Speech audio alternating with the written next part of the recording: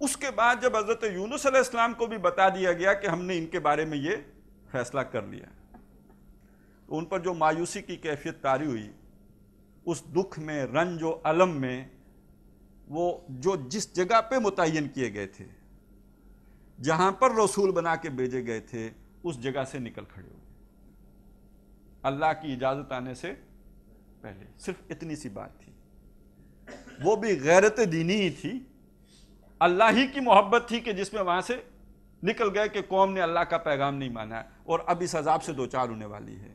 نتیجہ کیا نکلا؟ کہاں پہنچے؟ مچھلی کے پیٹ میں۔ بات کتنی سی تھی؟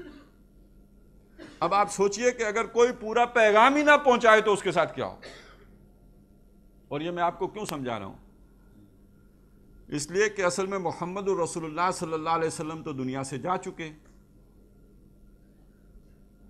اور جانے سے پہلے اپنی یہ ذمہ داری اپنی امت کو منتقل کر کے جا چکے۔ یاد ہے خطبہ حجۃ الوداع؟ آپ کی ذمہ داری تھی پہنچانا۔ یا ایھا الرسول بلغ ما انزل الیک من ربک، اے رسول جو آپ پر نازل کیا گیا اسے پہنچائیے۔ لہذا جب آخری خطبہ دیا ہے تو پوچھا الا هل بلغت، لوگو ذرا سنو، توجہ سے سنو، کیا میں نے پہنچا دیا؟ اور 1.25 لاکھ کا مجمع تھا جس نے گواہی دی، انا نشہد انک قد بلغت الرسالۃ وادیت الامانۃ ونصحت الامۃ وکشفت الغمۃ۔ اے اللہ کے رسول، ہم گواہی دیتے ہیں آپ نے پہنچانے کا حق ادا کر دیا، آپ نے حق کے تبلیغ ادا کر دیا، آپ نے امانت کا حق ادا کر دیا اور امت کی بے خواہی کا حق ادا کر دیا، اور آپ نے برائیوں کے پردے چاک کر کے جو شیطان نے ان کو شوگر کوٹڈ کیا ہوا تھا ان کا کوٹ اتار کر ان کی اصل حقیقت ہمارے سامنے منکشف کر دی۔ اب حضور صلی اللہ علیہ وسلم نے اللہ کو گواہ بنایا، اللہم اشہد، اے اللہ تو بھی گواہ رہنا، یہ مان رہے ہیں کہ میں نے تیری بات ان تک پہنچا دی۔ تو محمد الرسول اللہ صلی اللہ علیہ وسلم کے کاندھوں کا بوجھ اتر گیا، لیکن وہ بوجھ کس کے کاندھوں پر منتقل ہو گیا؟ چنانچہ اگلے الفاظ کیا ہیں؟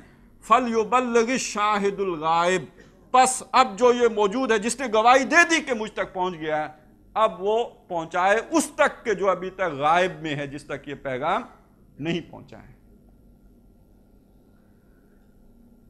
یہ ہے وہ انذار، خبردار کرنا، وارن کرنا، اور اس کے لیے پہنچانا، اور اس پہنچانے کے لیے کوئی عالم فاضل ہونے کی بھی قید نہیں لگائی حضور صلی اللہ علیہ وسلم، بلکہ بلغوا انی ولو آیتن، پہنچاؤ میری جانب سے خواہ ایک ہی آیت ہو۔ گویا ہر ایک کی ذمہ داری ہے، کوئی اس سے مستثنا نہیں ہے۔ اب یہاں سوچئے،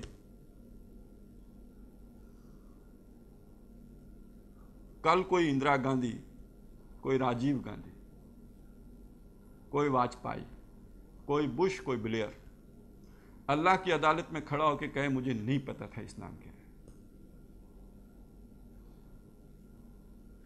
مجھے عرب ملوکیت کا تو پتا ہے، مغلیہ ادوار میں جو کچھ ہوتا رہا وہ تو معلوم ہے، اسلام کیا ہے یہ مجھے پتا نہیں۔ تو وہ تو جو اس پہ بیتے گی سو بیتے گی، وہ تو اللہ تعالیٰ اس کو کسی اور بنیاد پہ وہ آ جائے گا گرفت میں، لیکن یہ کہ وہ مسلمان جو اس وقت موجود ہوں گے دنیا میں، جن کے دور میں وہ رہے ہوں گے، تو وہ اللہ کو کیا جواب دیں گے؟ اور اصل میں یہ مسلمانوں کی بنیادی طور پر تو اجتماعی ذمہ داری تھی کہ اللہ کے رسول نے جو ایک معاشرہ بنا کر دنیا کو دکھایا تھا، اس معاشرے کو قائم رکھتے تو تبلیغ کرنے کی ضرورت ہی نہیں تھی۔ جیسے یوں سمجھیے کہ کمیونزم دنیا میں آیا تو اس کی تبلیغ کی ضرورت نہیں تھی، وہ اس کا عمل ایسا تھا کہ لوگ دور دور تک اس سے متاثر ہوتے چلے گئے۔ اسی طرح نظام اگر قائم ہو تو اس نظام کا یہ فائدہ ہوتا ہے کہ پوری دنیا جو ہے اس کی برکتیں دیکھتی ہے اپنی آنکھوں سے اور اس کی عظمت کی قائل ہو کر اسے قبول کرتی ہے۔ ایک بڑا عجیب واقعہ سنایا مولانا طارق جمیل صاحب نے، تبلیغی جماعت کے ایک بہت ہی خوش بیان مقرر ہیں۔ وہ بتاتے ہیں کہ بنگلہ دیش اجتماع تھا، اس سے واپسی ہو رہی تھی، واپسی کے دوران ایک انگریز جو ہے ان کی نشست کے ساتھ بیٹھ گیا، ہم نشست ہو گیا کہہ لیجئے، تو کہتے ہیں کہ میں نے اس پر اپنی پرانی انگریزی تازہ کرنا شروع کی اور تبلیغ نے جوش مارا تو باتیں کرنا شروع کی اس سے، اور میں حیران ہوا کہ اس کو ہر بات بہت پسند آ رہی تھی، اور میں سمجھتا تھا کہ انشاءاللہ کراچی پہنچنے سے پہلے میں اس سے کلمہ پڑھوا لوں گا۔ اچانک میرے منہ سے ایک بات نکل گئی، میں نے کہا کہ اسلام میں شراب حرام ہے۔ وہ اچھل پڑا، اس نے کہا میں کاروباری آدمی ہوں، جنوبی افریقہ بھی گیا ہوں، ویسٹ انڈیز بھی گیا ہوں، فلاں بھی گیا ہوں، لیکن جو بہترین شراب مجھے کراچی میسر آتی ہے دنیا میں کہیں اور نہیں ملتی۔ تو مولانا کہتے ہیں میری نگاہیں جھک گئیں، میری تبلیغ بند ہو گئی، اور پھر مجھے مزید کچھ کہنے کی ہمت توفیق ہی نہیں رہی۔ تو یہ ہے وہ اہمیت اس معاشرے کی، اور یہ ہے وہ تیسرا فرض کہ جو حضور صلی اللہ علیہ وسلم سے کہا گیا، وَرَبَّكَ فَكَبِّرْ، صرف انذار ہی نہیں کرنا۔ اس معاشرے کے اندر اگر ابو جہل ہے تو یہاں پر کوئی بلال بھی ہے، غلام بھی ہیں۔ اگر یہ بڑے لوگ سیدھے نہیں ہوں گے، نظام پورا ٹھیک نہیں ہوگا، تو یہ غریب مسکین جو ہے، جو دو وقت کی روٹی جن کو میسر نہیں ہے، یہ دین پر کیسے عمل کریں گے؟ کمزور لوگ بھی تو ہیں نا۔ لہذا اس پوری سوسائٹی کا منہ اللہ کی طرف موڑ دیجئے تاکہ وہ اجتماعی طور پر اللہ کی طرف متوجہ ہو جائیں، کمزور لوگ بھی اس طرف آرام سے چل سکیں۔ وَرَبَّكَ فَكَبِّرْ کا مطلب یہ ہے اپنے رب کو بڑا کیجئے۔ یہاں اور لوگ بڑے بنے بیٹھے ہوئے ہیں، جب تک فرعون موجود ہیں، جب تک کسی کمزور آدمی کے لیے اللہ کی عبادت کرنا ممکن نہیں ہوگا۔ قرآن کہتا ہے کہ موسیٰ علیہ السلام پر بنی اسرائیل کی اکثریت ایمان نہیں لائی تھی فرعون کے خوف کی وجہ سے۔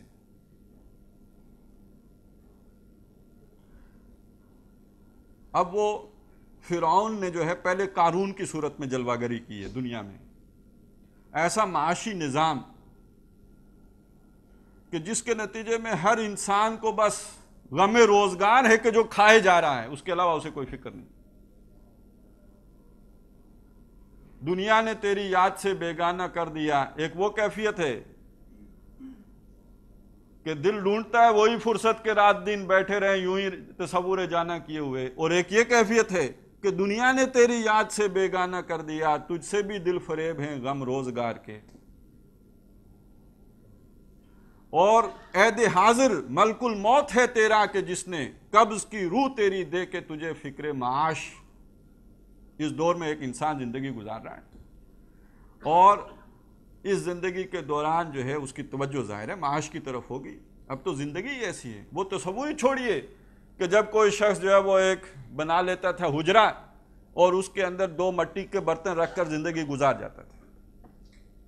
اب شہر کے اندر آپ تصور کر سکتے ہیں یوٹیلیٹی بلز ہیں اور چیز جس کے بغیر زندگی محال ہے۔ اب بجلی نہیں ہوگی تو کوئی زندہ کیسے رہے گا؟ تو بجلی ہوگی تو اس کا بل ہوگا کہ نہیں ہوگا؟ تو جب یہ سب کچھ ہوگا تو وہ کیسے اللہ کی طرف توجہ کرے؟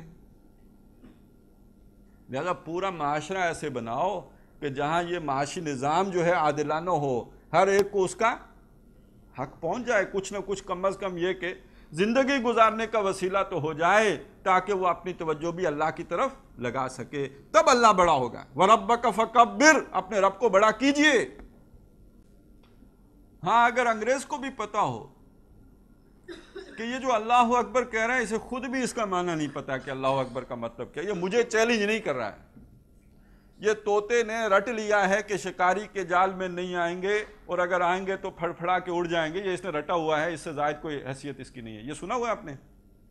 کوئی بندہ جا رہا تھا، اس نے دیکھا کہ جنگل کے اندر بہت سے طوطے جو ہیں وہ جال کے اندر گرفتار ہیں، اور اسے بڑا ترس آیا، اس نے ان کو پکڑا، گھر لے گیا، دانا پانی ڈالا، اور انہیں قید میں رکھ کر یہ سبق پڑھایا کہ شکاری کے جال میں نہیں آئیں گے، اگر آئیں گے تو پھڑ پھڑا کے اڑ جائیں گے۔ جب سب کو یہ سبق یاد ہو گیا تو اس نے آزاد کر دیے۔ وہ ایک وقت کے کچھ عرصے کے بعد پھر سفر پہ جا رہا تھا، دیکھا سارے طوطے جنگل میں اس قیدی کے جال میں پھنسے ہوئے ہیں اور کورس میں گا رہے ہیں کہ شکاری کے جال میں نہیں آئیں گے، اگر آئیں گے تو پھڑ پھڑا کے اڑ جائیں گے۔ تو اسی طرح اگر انگریز کو معلوم ہو کہ ان کے اللہ اکبر کا مطلب انہیں نہیں معلوم، انہوں نے طوطے کی طرح یاد کر لیا ہے، تو پھر تو کوئی پرواہ نہیں۔ لیکن یہ کہ اگر یہ واقعی شعور کے ساتھ کہا جائے تو یہ یقیناً کلمہ بغاوت ہے۔ اس لیے اقبال نے کہی تھی وہ بات کہ پرواز